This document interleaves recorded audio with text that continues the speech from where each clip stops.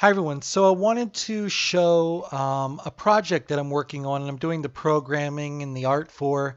It's a mobile phone game for Android devices.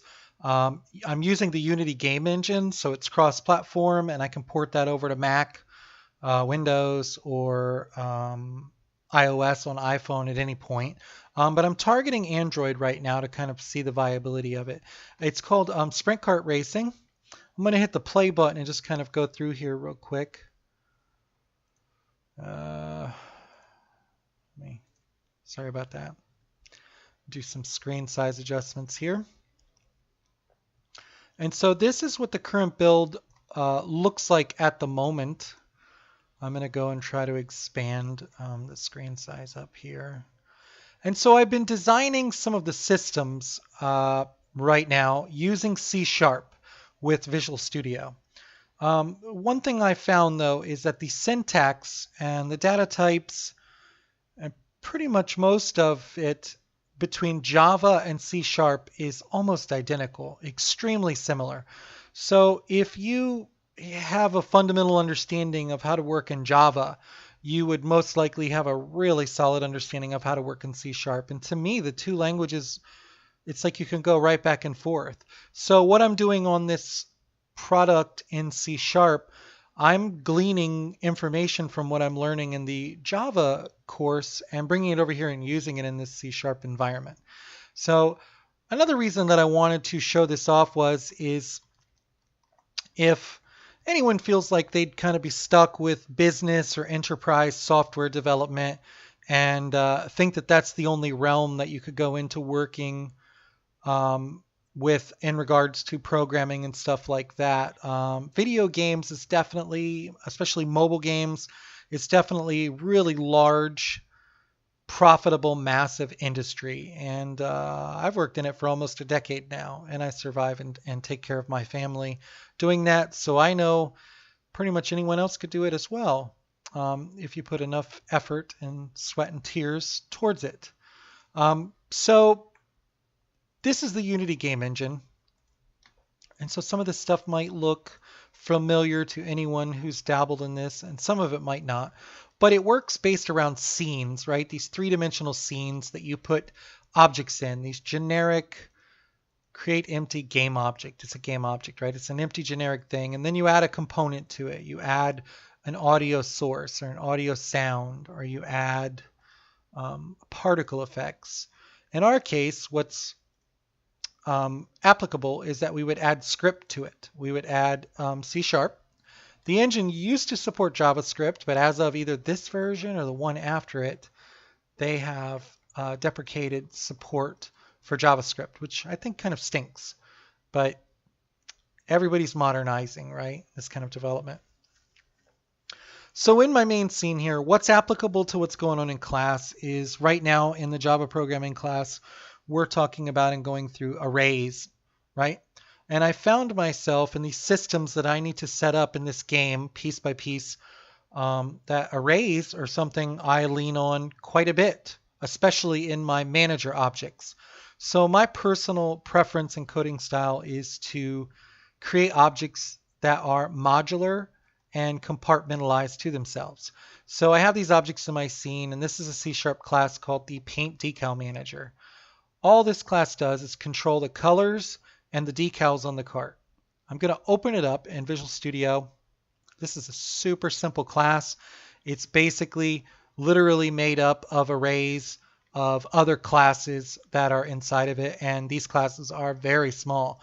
The customization decal class is literally has one property inside of it here called decal.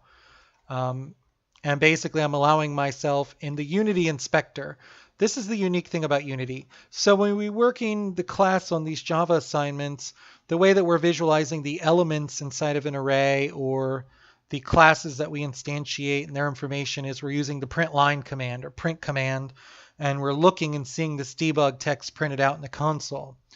In Unity, when I save this class and I save it out and I put it on an object by add component, and then I go to scripts and then I add my script that I wrote, which I wrote down here. then it exposes the array and all these elements. I can resize this array. Here it is, a 0 size array. Okay, I'm going to go back. It's a 3 size array. And then I can add the elements to the array I want. In this case, it has a name and a color, which is right here. This is literally a public string and then a type of color, which you saw in the last assignment we did with the circles and rectangles and all of that. You may have seen the property in Java for color, and it is named identical. So I have this little class with these two properties in it called body color, and I go up in here, and a lot of this is set up this way to make the array this way so that I can get the Unity inspector to lay the array out in these segmented little nice user-friendly ways. So you don't necessarily arrange the code this way for the functionality in the code itself. It's me trying to get the Unity inspector to have the array appear that way. So don't be confused by that. And so because I like to keep things modular and I like these classes to handle specifically what they're meant to handle, this is the event manager. It only handles all of the events or levels or worlds. You could also call it a level manager and it would have the same meaning. And then the state manager for the menu, which is just a state machine. It goes through the play menu, customize menu, and I'll show this one too. It's using an enum, which you've probably seen if you've taken the C# course. In enumeration, it's kind of like a list. In Unity, it shows as this pull down drop box here, and it will allow me to set a state for each of these. So in my enumeration, each one of these will represent the current state that it's in. And so looking at my code here, you guys have seen these switch statements, and these switch are the cases where I'm going through each one of these different types of states, and then I am playing an animation to move the menus in or out. It's kind of neat. These are all animation helpers, and then these are all methods where I set very specific actions within those states. So when I'm in the customize menu state, I am going to the set customize menu method, and I'm running the very specifics to this. So if I hit play here, by default we will go to the default state. And sorry about losing the UI. That's just the resizing of this window in here. If I hit the play button here, we go into the play menu state. And in that play menu state, we have the ability to go through and select different rounds. So I only want to do that when we're in the play menu state. So that's why we're using the state machine. I only want to customize and paint the cart when I'm in the customize menu state. And that's the state we're in. So it's when you want to do these specific things within that state. I'm in the game settings, the settings menu state. I want to show game settings. And in here, I'm going to probably hide the cart and put a bunch of sliders for volume, sound effects, graphics quality, stuff like that. One thing I do want to note, if the cart looks strange or gray in some spots, it's the artwork's not completed. I'm using 3D Studio Max here. This is the 3D Studio Max model, 3D modeling. And as you'll see, some of it is textured, and then some of it is I've modeled the proxy artwork, but there's no texturing on the exhaust pipe or the engine, whereas like the radiator and the little radiator fluid cap and box are textured, right? You'll see some other strange things in here, like this is the decal sheet, and in 3D Studio Max you won't see the alpha transparency on the decals. But when we go to 3D Studio Max, you will see the alpha transparency working. Oh, yeah. Anyway, we're not going to fiddle with that. No, that just allows me to keep that keep those decals nice and clean, and then keeping that object separate also allows me to swap this object out for a different decal when I want to allow the player to customize. I just wanted to let you guys know that if it looks funky in there and you're looking at the go-kart, it's not fully modeled or textured. Like the front end steering linkage, I was just working on these pieces today, and the linkage and the steering arms aren't even hooked up to it yet. And it looks gray and white because it's not textured. I'm still modeling it. Plus the cart this will not look like an Xbox One or high-end PC game model or textures, because this is a mobile phone game for Android. and I'm trying to support some of the older mobile phone devices. So we try to keep that triangle count or vertex count and texture sizes down on these models, so that they can run well on a mobile phone. And so this is just one cart, but when the player is in-game racing, there will probably be at least 10 or 15 carts running around. And each one of those, the phone's CPU and GPU have to labor at processing the materials and shaders and the vertices for these models. So I need to be as efficient as possible. But going back to the code part that's applicable for what we're doing in Java with the arrays is, this is my user interface up here, my 2D elements with buttons and graphics. And then, so the event manager was what I wanted to hone on. This is one of my classes I did where I used an array called menu events. This is the array. This is how they're visualized in the Unity engine. There are 4 elements in this array, and as we all know, arrays start at 0. So element 0 is the first element, right? I can resize this array to 1 or 6 or 25. It can grow and expand depending on how I need it to ahead of time. If I want 25 or 30 levels or events in the game, then I can set it to that, right? So the event manager is a script or class that just handles controlling all of these events. The events are, if I go into my main menu here, they're here, these event objects. And this is what they look like. I'm going to hide a couple. So here it is. Try to hide the lock overlay. That's what it looks like. It's an object. It's got a bunch of sprites and texts and other things buried down in it. It has a lock overlay, and this is a graphic with a black background and a little lock on the lower right that's sort of semi-opaque. And I use that to lock that level out, to make it visually appear locked. And when the sprites are overlaying it and it's enabled like this, it physically locks it as well, where you can't mouse click or finger touch behind that. So right now, I have 4 of these events in here. I can duplicate it, name it event 5, and we would have another 5th event, and I would just keep doing it that way. Each one of these physical event game objects or objects in the Unity editor here has a little script on it called event, and it's a super simple script. If we look at it, this is it. I can actually just remove this start method, and event is on each event object, and it has 2 properties, publicly exposed, so that we can set these from another class. We're going to use our event manager to change these properties. So isLocked is a Boolean. It's set to false by default, saying that, hey, this isn't locked by default.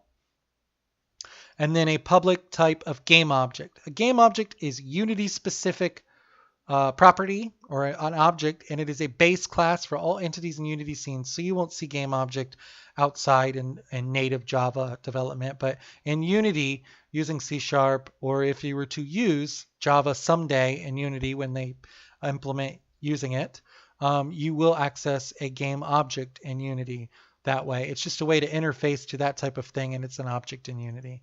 And this is the lock sprite that I want to disable or enable, right? Based on this Boolean. Is it locked? If it isn't locked, then we're going to turn this on. If it is locked, or we're going to turn it off. And if it is locked, then we're going to turn this lock overlay on, right? I think I just messed that up, but you get what I mean. We're going to turn the lock on if the level's locked. We're going to turn the lock sprite off if the level's not locked. So that's the events class that's on each actual event game object, okay? So what we're going to do is in our event manager, we have created an array. And so you can see the array over in the inspector here. Here it is, 4 elements. These are the event objects that have that event class on them. In my event manager is where I want to control all of those objects. I want to control which one's locked. First event's locked, second one isn't, third event's locked, fourth one isn't. Okay, and so this is the event manager, and this is where I can do that from. So I create a little class here inside of my event manager class, and I give it 2 properties for now. I give it locked, and I give it that event game object. that has the event class on it, okay? And there you see them in the inspector. As an element in the array, there is the public bool locked. There is the public game object event object. The reason I have created this slot here, or this public game object, is so that I can drag and drop it. I'll show you how that works. In Unity, you can just grab an object and drag it and slide it into that array's container there and set it. And that's what I did. I dragged all of these in. By default, it will be empty and it'll say nothing's in there. And I drag it in and it's assigned to that array. Pretty neat, right? Because you're used to kind of maybe doing these Java assignments in class where we send information into the constructor of a class and create the class. And if we don't print that out to the print that out in the console with the print line command or something, we don't really see that happening. We don't visualize it. But in here, you can see all of this stuff and you can set it outside of runtime. So because it'll compile this in real time and then run it. So here's the array: public events, menu events. So this menu events right here is this menu events array right here. Now in Unity, when you camel case and lowercase this first letter M, Unity always sets it to uppercase, the first letter of that in the inspector window. And I think they just do that for the nice UI look. But this is menu events is this array right here. It can be an array of 0 and have no elements in it, or it can have the 4 that I have. And what it's doing is I'm creating an array of this class right here. Basically, I just want to create a chain of these public class events, and I want to see the properties for each. This is kind of a way to do this in Unity. I think it's similar to a struct. This is a way in the Unity inspector for us to be able to create an array of classes in here and visualize all the properties for each instance of that class, right? Each object, right? So the first object I can set to lock, second one is not locked, third I can lock, right? That's this type of array. So that might be a little more advanced than the type of arrays we have in our Java assignment right now, but it can be an array of, if we were doing a different piece of code, it could be an array of integers or an array of anything really, floats, whatever. So in the start method, which is a built-in method to Unity, in Java, what we're doing now is everything's run pretty much from the main, and then we create methods that we run from main. Well, start is very similar to main, in that when I hit this play button right here, that calls this start method automatically when the program starts. There's another one called awake, which runs when the scene wakes up after you hit start, and it runs just before start. And there's another one that's very similar to main, almost identical to main in Java, which is update. This runs when the scene starts and every single tick of your game for the duration of your program's running for the entire lifetime. The key here is start method within Unity here runs once when the scene starts. I don't want this running and checking every single frame of our game. I just want it to happen when the scene starts, and when this for loop or whatever's run its course, it's done. This method's not repeatedly called over and over. It's not repeatedly going over and over on itself, okay? So we call it once when the scene starts, and go down here, and this is our public method. It is a void type, so it doesn't return anything. And then we just do the typical for loop. You guys have definitely seen this in probably multiple assignments and multiple programming classes. So we just for loop through that array called menu events, all these different event objects here that we've created, which are 4 elements. We loop through those, and we say as long as this integer I that we're counting up here, I++, we're counting every tick, counting up. As long as that I is still less than the length of that array, which would be 4, keep looping through. Keep grabbing each one of reference to each one of these I elements, this integer. Otherwise, if it's equal to or greater than the length of the array, then this for loop exits and stops. Then this method is done. And so while we're looping through, we grab these events, each one of these events objects, right? We grab a reference to it. I just called it data. You could call it S or any other meaningful name, right? It's important that it's meaningful. For me, I guess that was meaningful. And I commented it and I said, grab all of our event data objects found in the event manager array, which is this array, each one of these, 1, 2, 3, 4. Okay. Then on each of those objects, these game objects that we've grabbed here, we're going to create a variable right here. These are local variables only happening inside this method called event, which is actually this class event right here. We're going to want to adjust these properties on each one of these objects through this event class because these properties are in this class. We're going to change those. We're going to set those. So that's what we do. As we've looped through all those data objects, we say on those data objects, get a component. And get component is a built-in Unity property or functionality too for grabbing an object in the scene, in the 3D scene, and getting a component off of it. Whether that component is a light, a particle, a script, and in our case, the get component is a script, and it's in a type of event, which is this event class. So we grab the event class off every one of these little objects here.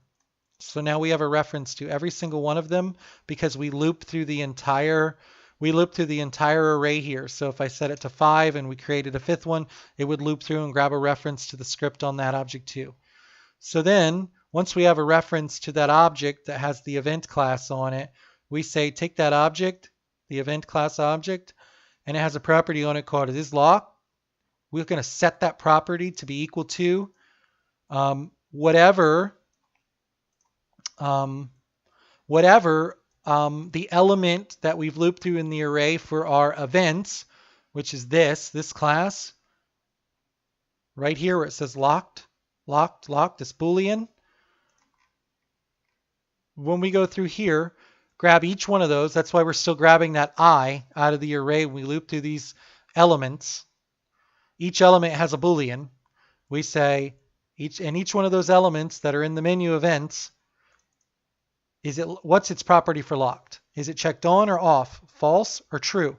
So now that little independent object that exists buried here in the hierarchy, this event object, its property on its event class is locked, is going to equal whatever the corresponding value is on the manager. So this is how the event manager is literally managing all of these little sub objects. It's controlling them and managing that.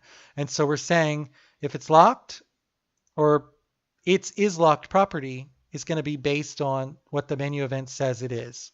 So in the Unity inspector, did I set that to locked or unlocked? So if I unlock all of them, and then we'll go in here and look. Let's Unity's UI refreshing. The UI doesn't always refresh. So they're all unlocked. When I go into this play manager here, everything's unlocked, right? I'll lock the second one and we'll go look at the little sub object things. So they're all isLocked is not checked on. The event manager, the controller says, hey, event 2 should be locked. We go through the event 2 sub-object is locked. So the controller is doing the work it's supposed to do because it's looping through all these little sub-objects. It's setting the lock state on each one independently. And then we do a little if-else at the very end here, which is nested inside the for loop for each of the objects, right? If that event object that we've set right here, it's already set, all of them are set. We know it's safely set. If that event object's property is locked, we check the local object after the manager has set its property. Then we take that lock overlay, which was that black sprite background in the lock, and we turn it on. Set active true. Set active is built-in Unity functionality property for game objects or objects in a Unity specific scene that says turn it on. Don't disable it, turn it on, make it active, make it visible. It's this little checkbox right here up in the inspector. When you uncheck it, it becomes invisible. When you check it, it becomes visible. Set active true is checking it on. So we turn on the lock. That means that level is now locked. Else, if this event object isLocked property has returned that it's not locked, isLocked is false, which is the else condition here, then turn the lock overlay off, which means that's going to appear like a completely unlocked level. Now, one thing I did here is a little bit of shorthand. So you can write really shorthand and go if event object is locked is not true, which is this exclamation point in front, or if event object is locked, this is the case for if this is true. Okay, or you could write it like this: if event object is locked equals true, or if it equals false, and then the else condition would be the true case, right? But it's a neat shorthand that you can do that just says this is the default true state, and if you wanted to check for false, you just put this exclamation point in front of it. But anyway, that's neither here nor there. So that's it. That's how we lock and unlock. That's how we check, and we do a for loop through that entire array of menu events. We set each one of them, the individual event objects, we set them to be whatever the data manager here for the event manager has said they should be. Let me save this and exit. And so hopefully that explained like a really unique way to use an array, right? And so I know sometimes it's hard to visualize these arrays when you're just kind of doing a whole lot of console printing and debugging and stuff.